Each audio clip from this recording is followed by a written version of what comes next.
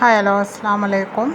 ഇന്ന് നമുക്ക് വളരെ എളുപ്പത്തിൽ എങ്ങനെ ചെമ്മീൻ കറി വെക്കാമെന്ന് നോക്കാം. അതിനു വേണ്ടി ഒരു കുക്കർ എടുത്തിട്ട് അതിലേക്ക് വെളിച്ചെണ്ണ ഒഴിച്ചതിന് ശേഷം അത് ചൂടാകുമ്പോൾ സവാള, ഇഞ്ചി, വെളുത്തുള്ളി, തക്കാളി, പച്ചമുളക്, മല്ലിയില, കറിവേപ്പില എന്നിവ ചേർത്ത് നല്ലവണ്ണം വഴറ്റുക.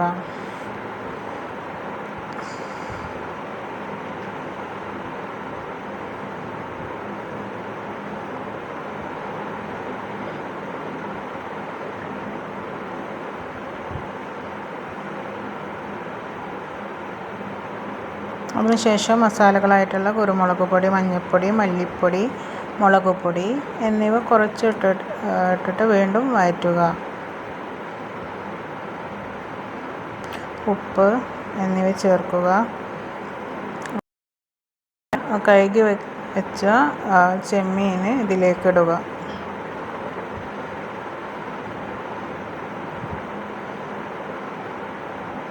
അതിനുശേഷം അത് നല്ലവണ്ണം വഴറ്റിയതിന് ശേഷം കുറച്ച് വെള്ളം ഒഴിച്ച്